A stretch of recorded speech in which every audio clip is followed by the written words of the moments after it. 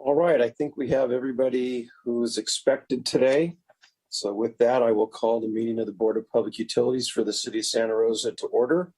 We may have a roll call, please. Chair Galvin. Here. Vice Chair Arnone. Board Member Badenfort. Yes. Board Member Grable. Here.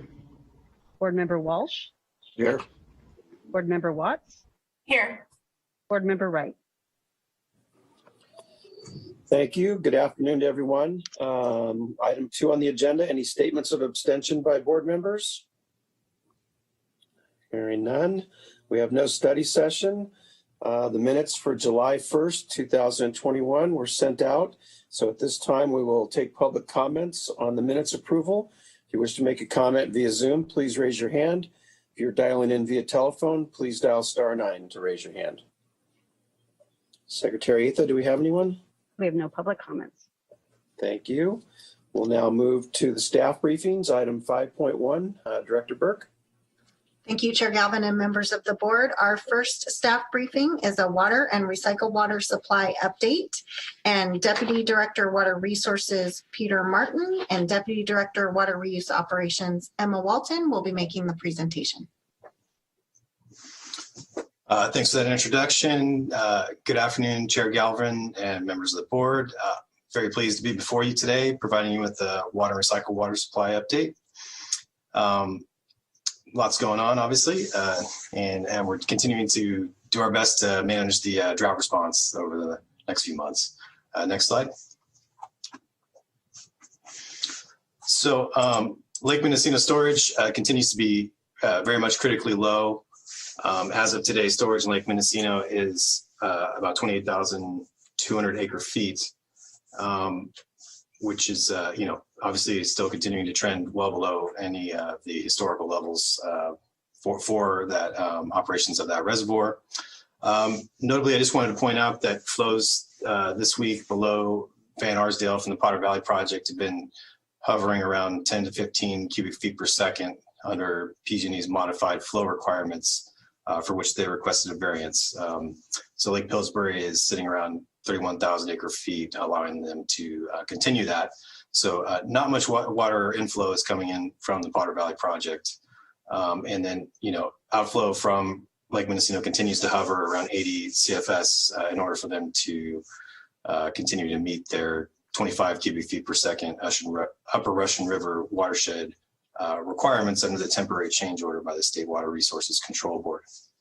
And I'll talk a little bit more about some of the projections in the next slide here for Lake Mendocino that we learned about at the TAC meeting on Monday. So next slide.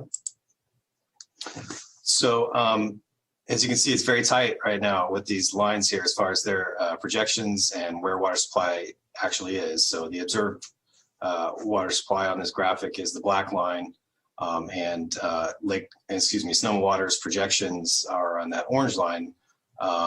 On July 1st, Sonoma Water, according to this kind of graphic you can see here, was projecting that they would be about 1,200 acre feet above that target. And then by Monday of this week, that target had kind of shrunk between those two lines to about 600 acre feet. So, obviously they're running this system very tightly, and there remains concerns. So sort of that this can drop below that threshold that's established by the State Water Resource Control Board. And could trigger additional curtailments, obviously with the exception of health and safety beginning next month if they can't continue to keep that gap between, those minimums in the reservoir. Right now, we heard from Sonoma Water on Monday that they're on track to be below 16,000 acre feet of water in Lake Mendocino by October 1st, which is obviously continues to be very concerning news as far as the management of the upper watershed. Next slide. So with regard to Lake Sonoma and Santa Rosa Water and the contractor's water supply, as of today, storage in Lake Sonoma is 126,000 acre feet, 126,600 acre feet, or about 51.5% of their target storage capacity for this time of year. Sonoma Water obviously is very hopeful that contractors have already started to have an impact by reducing their demands so that they can continue to manage and ratchet down their releases through the remainder of the summer and get us into next year. We did learn that Sonoma Water is really working really hard to keep their minimum flows really tight, which, sort of obviously requires quite a bit of coordination amongst the different points of compliance with their storage releases.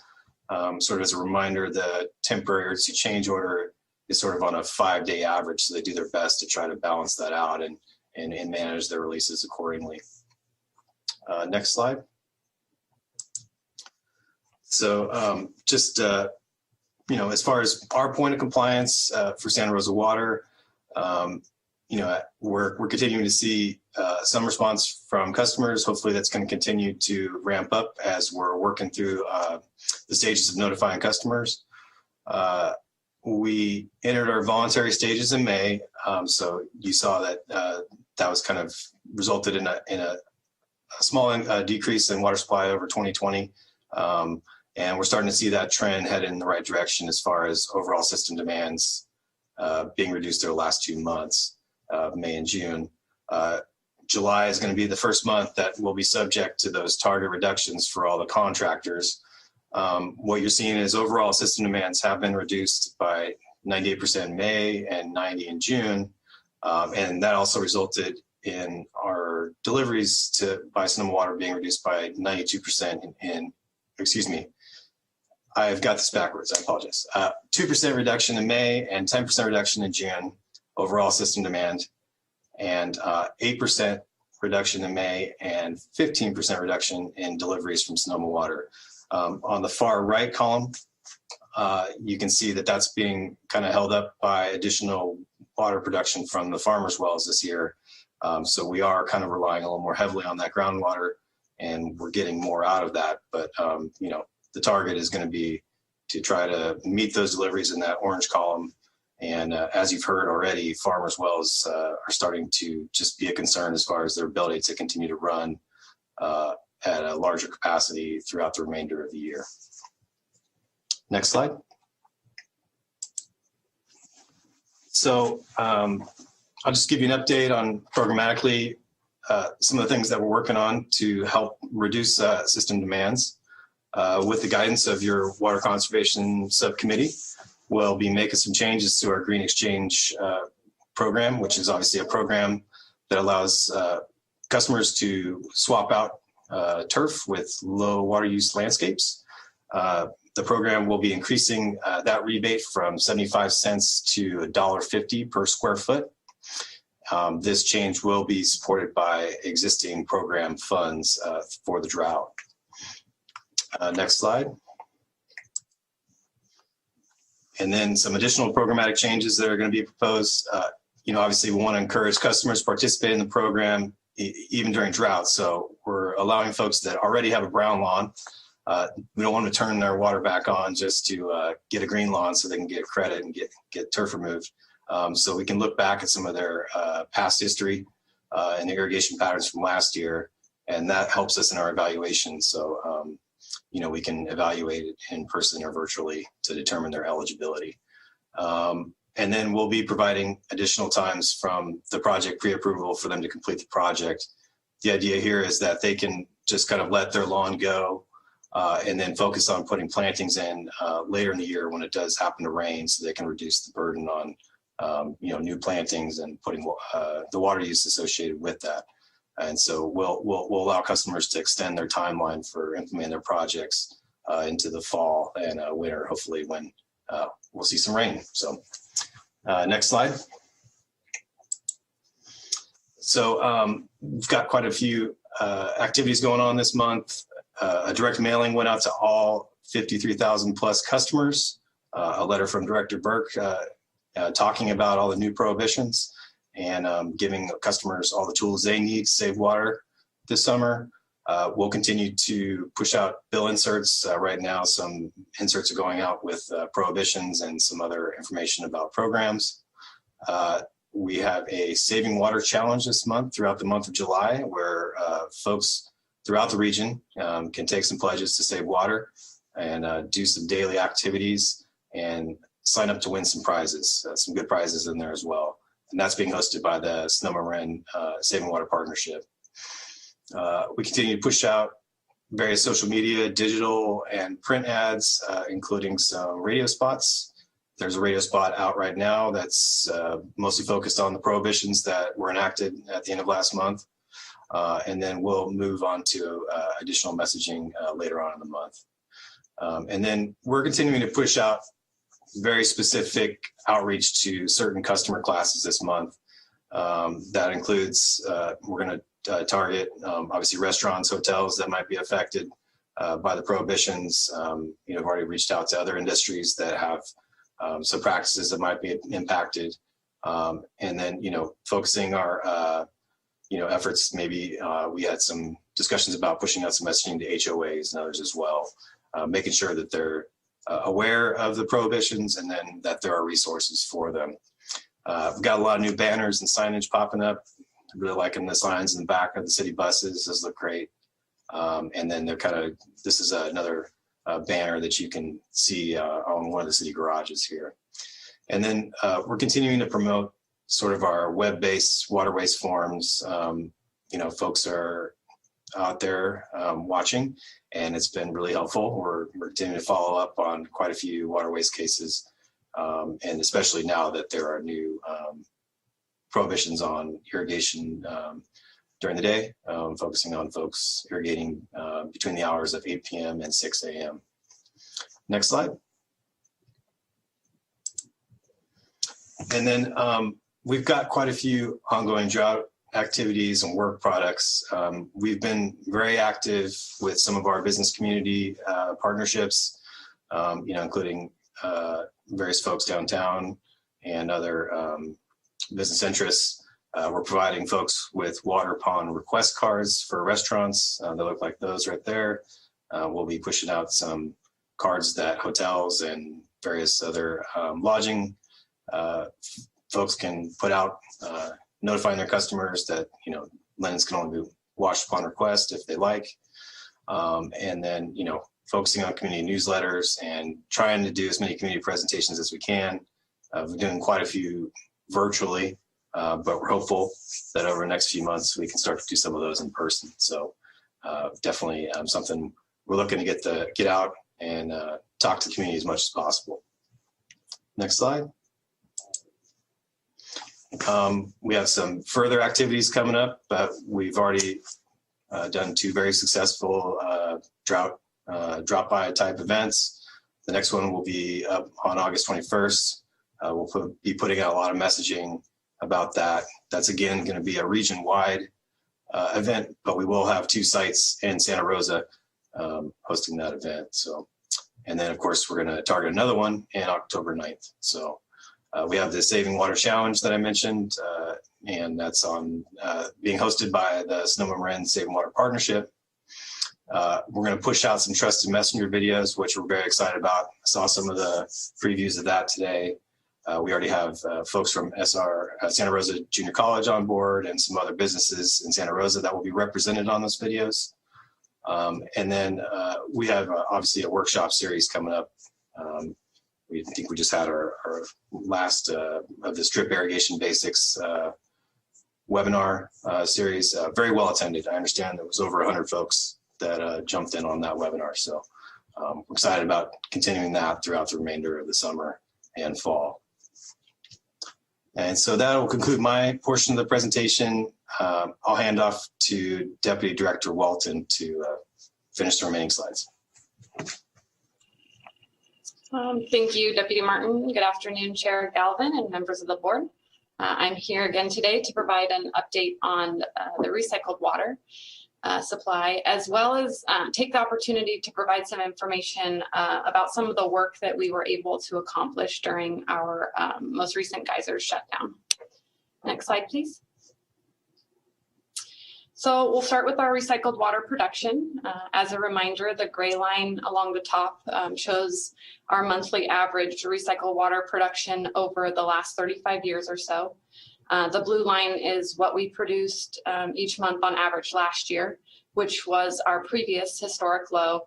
And then the black line along the bottom shows what we have and are currently producing this year so far, which is now our historic low.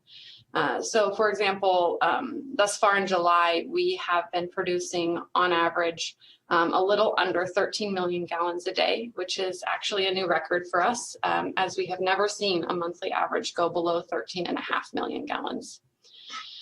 The water year to date, so October 2020 through today, we have produced a little over 4 billion gallons total.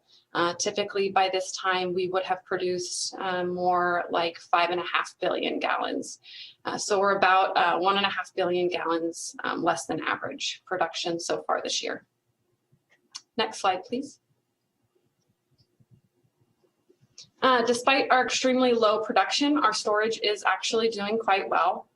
We currently have 613 million gallons of recycled water in storage, which is less than our average, but it's not the lowest that we've ever been.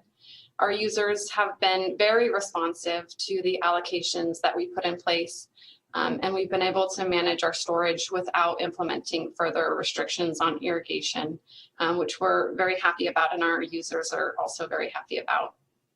As you can see, over the last month, we have been gaining in storage. This is because the geysers system has been offline. We are now pumping again to the geysers, so this line will head in the reverse direction here soon. But given our current position with respect to storage and production, we still are anticipating that we will meet all of our obligations to our ag users and the geysers and our urban users. Next slide, please. So I mentioned that I wanted to talk a little bit about the Geyser Shutdown. Through a mutual agreement with Calpine, we shut down the geysers pipeline every year to perform preventative maintenance. Calpine also uses this time to perform maintenance on their side of the system. We typically shut down for about a 2-week period in late summer, usually. This year we shut down earlier, and we were down for about 30 days. To facilitate the expansion joint replacement project, which I'll get into in a little bit. We stopped pumping to the geysers on June 15th and just started pumping again this week on Monday, July 12th. Next slide, please. While we were shut down, our maintenance staff was quite busy. We rebuilt, or in some cases replaced, 8 air release valves along Pine Flat, or along the pipeline, excuse me. We performed a thorough condition assessment of the terminal reservoir, which is looking like it's in very good shape. We coordinated the cleaning of the Bear Canyon pump station sump, which is no small task. It's a 500,000 gallon tank that can over time accumulate debris and needs to get pumped out and cleaned routinely. So we undertake that work every year. Lastly, I wanted to give a shout out to our electricians. They were very busy this year. They inspected all of our pump stations. They did a particular focus on the Bear Canyon pump station and did additional preventative maintenance there, which included inspecting, cleaning, and verifying all the torques and the connections of the electrical equipment. We had a team of 3 electricians pretty much dedicated to working on these pump stations for the entire length of the shutdown. They did a lot of work and they were able to accomplish a lot, and I just can't speak highly enough about them. They're just amazing employees. Next slide, please. Another major task that our maintenance staff undertook during the shutdown was supporting the expansion joint replacement project. The replacement itself was done by an outside contractor, but our staff was responsible for getting the system in a state that was safe to work on. So this included or required 2 lockout tagouts, one for the high voltage electrical that feed all the pump stations, and one for the pipeline itself to depressurize and ensure that the hydraulic energy was isolated and that there was no potential for water to inadvertently drain back to where folks were working. These are huge lockout tagouts that need to be undertaken. The electrical lockout required 19 control points, and the hydraulic lockout required 44 control points. It's very important work, and it's done in very close coordination with both Calpine and the contractor doing the expansion joint replacements. It impacts all staff who are doing work on the pipeline during the shutdown. Next slide, please. So now I'm going to talk a little bit about the replacement project, the expansion joint replacement project. The Geysers pipeline has 5 expansion joints in the upper stretch of the pipeline that allow for the ground to move and shift slightly without damaging the pipeline. During previous shutdowns, we found that 3 of the joints were leaking and needed to be replaced. While we developed plans for the permanent replacements of the joints, we made temporary repairs back in 2018-19 to stop the leaking. And you can see in the photo along the bottom, it shows the repair work being completed. So we put the permanent replacement out to bid last June and awarded the contract in July. We had originally planned to begin construction in fall of 2020, but due to impacts of COVID, the joint manufacturer could not meet the contract terms and couldn't meet the timeframes. So we had to push the contract out. Next slide, please. So we rescheduled the work for this spring through mutual agreement with the contractor, and after a lot of hurdles, this project was very hard to get off the ground. I'm happy to report that all 5 expansion joints have been installed and have been pressure tested and are working. The contractor completed all 5 joint replacements in a 3-week period, which was a week sooner than the contract allowed and a week sooner than we expected, which is quite a feat given the amount of work involved in replacing these joints. Each joint is over 15 feet long and weighs over 4,000 pounds and has to be installed 15 feet in the ground. So you can imagine removing the old joints and installing the new ones was quite difficult and quite tedious. Also, to add to the length of time, due to equipment availability and traffic control constraints, the joints had to be installed in series. So the contractor had to install them one at a time. They couldn't have multiple teams working at multiple locations.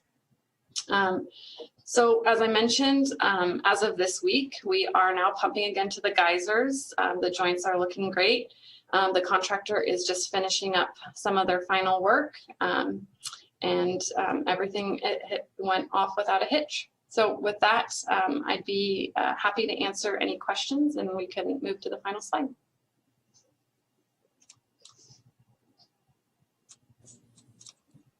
Thank you both for your presentation. We'll open it up now for any board member questions or comments.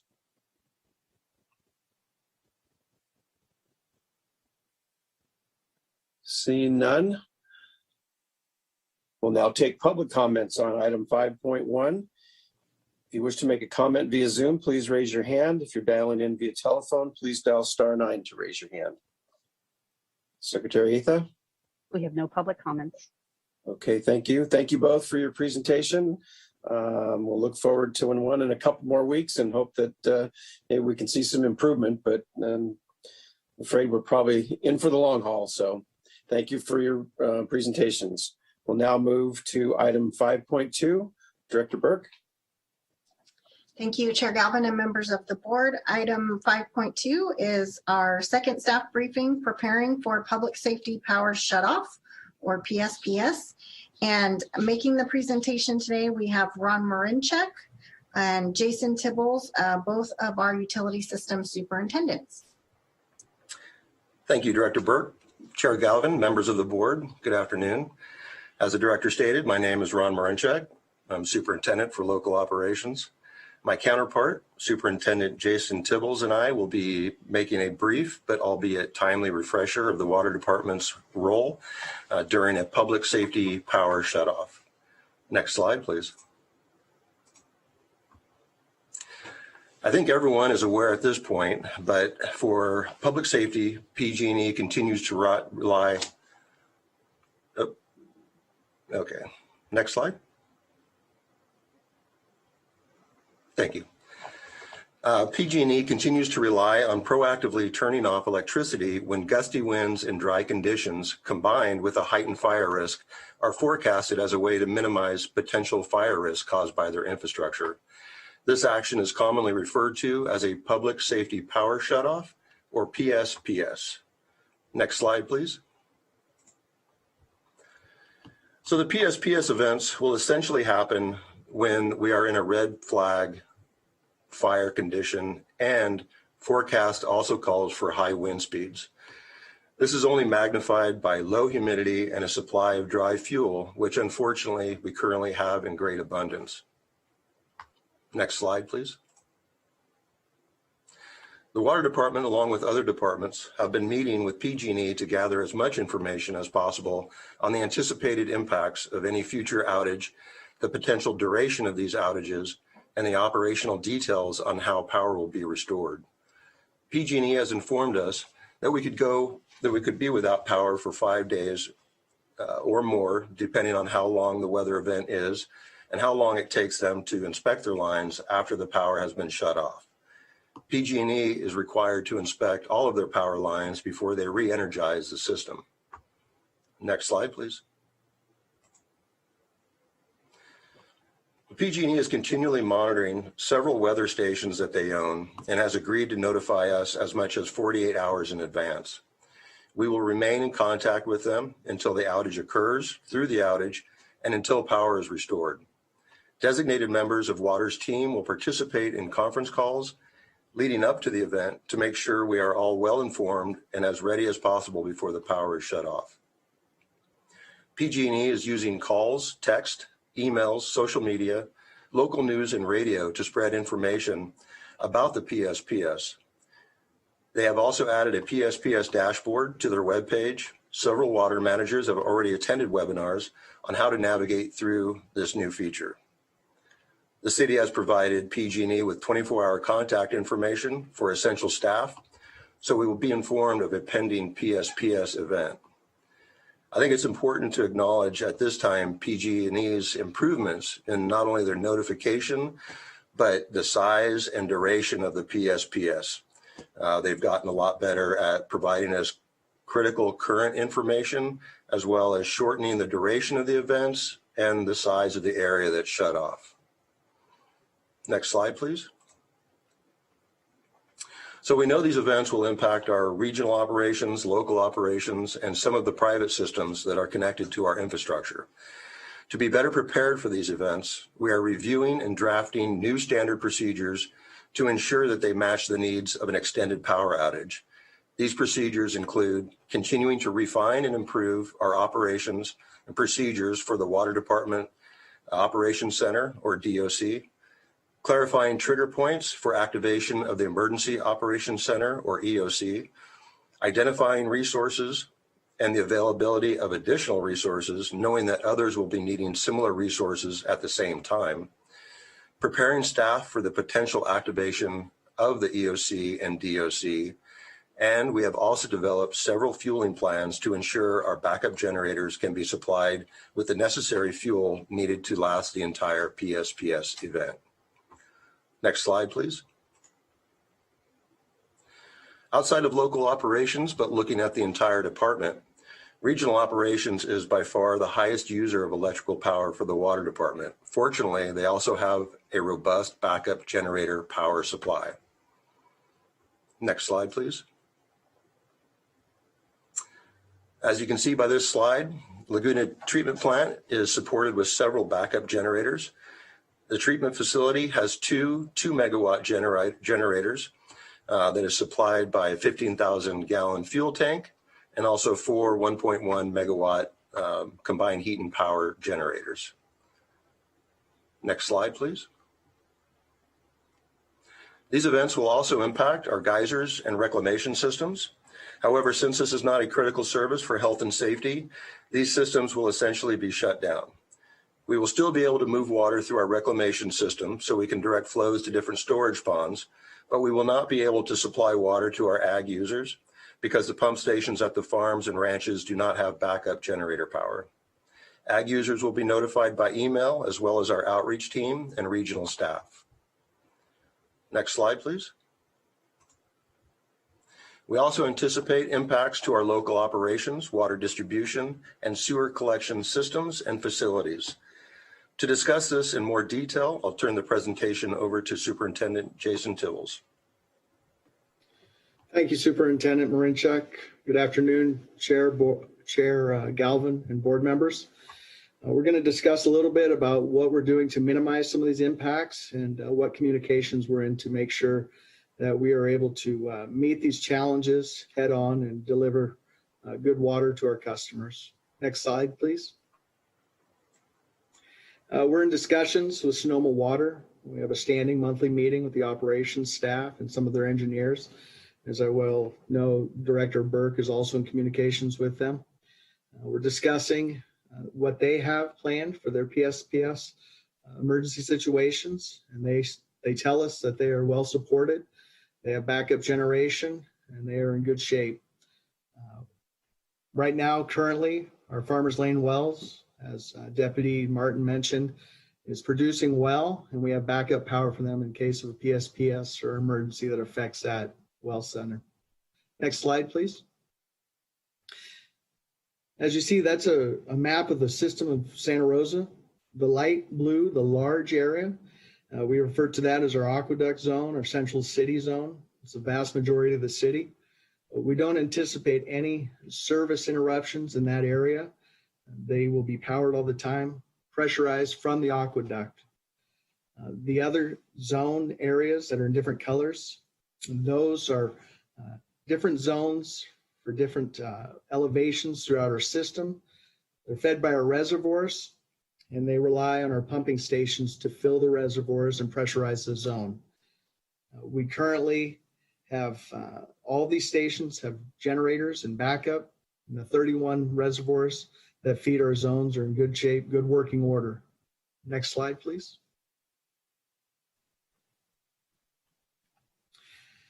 Our reservoirs, they really need just a little bit of power to operate the SCADA system, the chlorinator, to make sure that everything is operating smoothly. It just needs minimal power. And they have backup batteries within the cabinets, as you can see in the lower right there. And we have a system where if for some reason power is shut off, we're able to rotate the batteries every 24 hours and make sure that we have that continual feed of information from SCADA. Many of the reservoirs are powered by backup generators from the pump station next door or down the street. But there are some that require that backup battery power. And we do have some that are solar powered as well. Next slide, please. All of our pump stations, as mentioned earlier, have generators. If the power goes out, the generators will automatically come on. These generators can operate for an extended period of time. And they're supported by either propane and natural gas or diesel fuel. We have a system that we know how long each generator will run under load and without a load. So we're able to refuel these in plenty of time without any incidents. We can also operate these pumping stations with portable pumpers, just in case there's a catastrophic failure of a generator. But we are able to have redundancies at all these stations to provide water. Our pumping stations are plumbed in a way that allows us to hook up these pumpers quickly and not lose any operations. Next slide, please.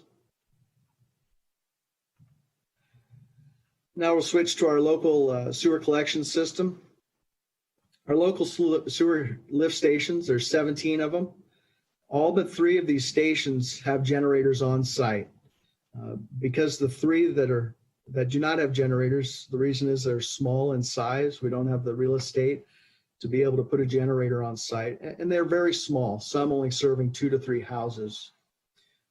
2 of these smaller lift station areas are plumbed for a pumper, and one is wired for a generator that can be quickly hooked up.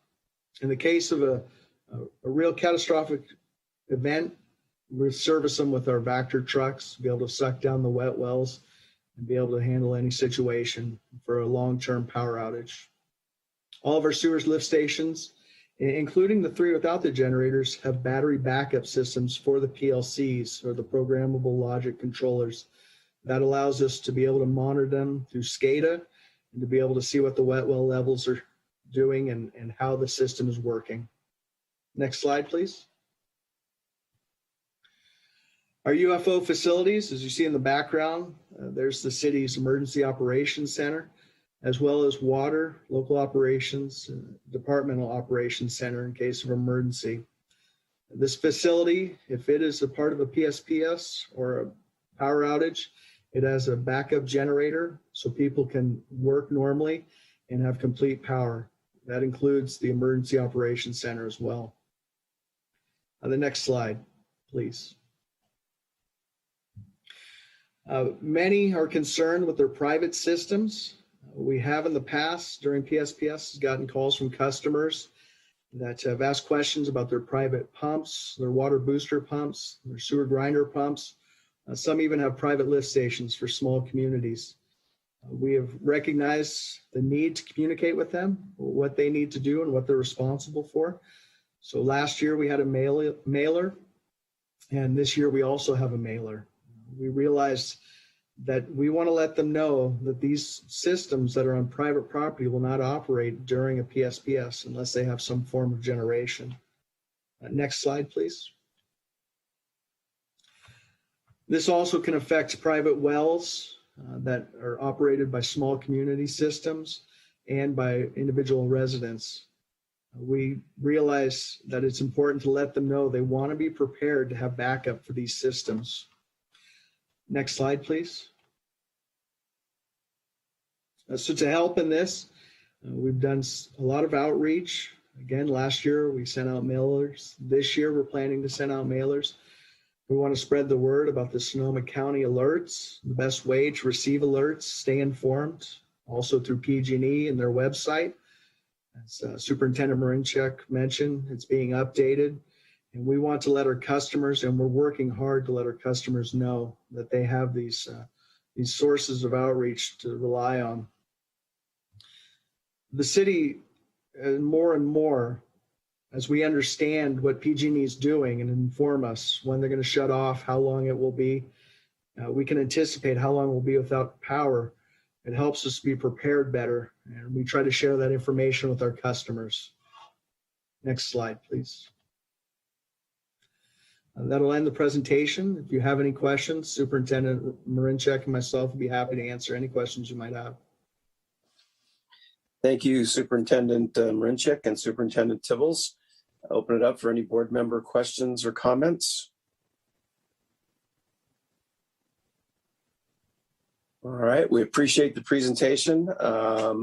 We know it's going to be a challenge for the department if we have any of these PSPS events, but it looks like you guys are well prepared, and we'll deal with it if we have to. So thank you again. Thank you.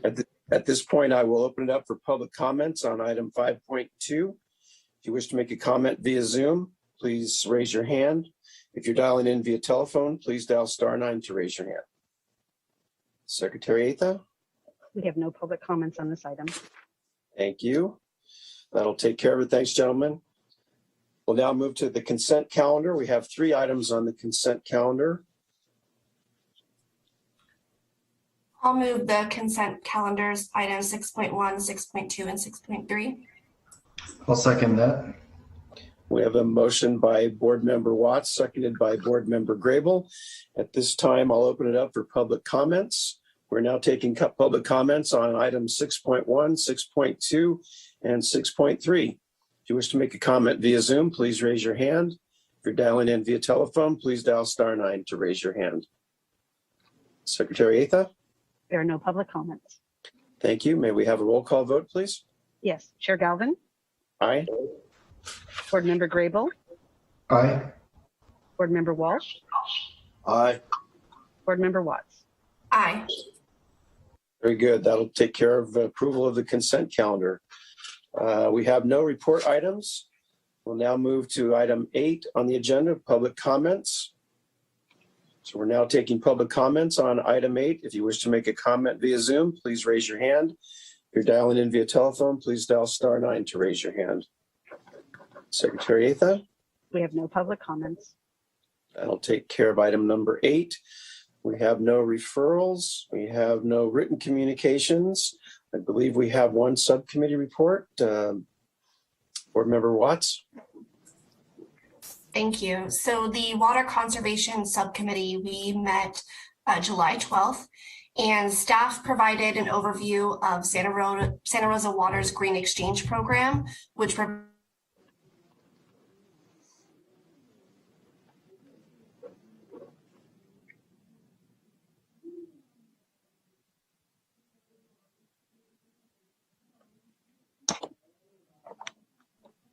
We seem to have lost Board Member Watts.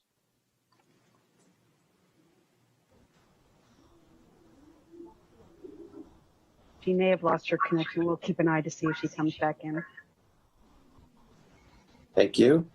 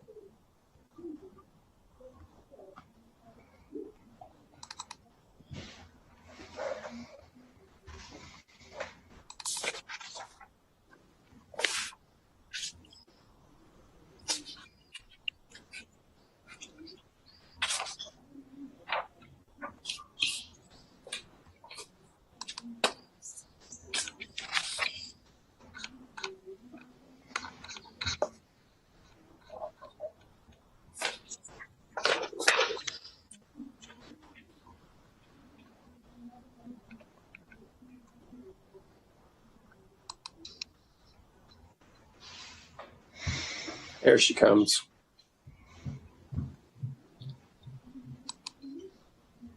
You're muted, but welcome back. Okay, now everyone can hear me. I apologize. I just switched to my phone. So I'm not sure where I left off. But basically on the 12th, the Water Conservation Subcommittee met. We went over the Green Exchange Program and talked about the rebate for replacing turf, which was increased from 75 cents per square foot to $1.50 per square foot, which the subcommittee approved. Staff provided also a comprehensive update on existing and future drought demand reduction response planning, water use efficiency program implementation, and community outreach to the drought. We provided feedback and direction to the staff on future program implementation, and it was a very thorough presentation. And staff is just there working diligently during all of this. So really appreciate it. And that's my report. Thank you. Any board member questions or comments regarding the report from the Water Conservation Subcommittee? All right, we'll now take public comments on item 11. If you wish to make a comment via Zoom, please raise your hand. If you're dialing in via telephone, please dial *9 to raise your hand. Secretary Atha?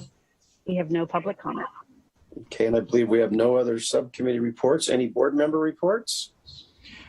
Director Burke, are board member Walsh or I expected to report out on the groundwater ad hoc, or because it's an ad hoc, does that not require a report out? Board member, well, that is correct. There's no need to report out on the ad hoc.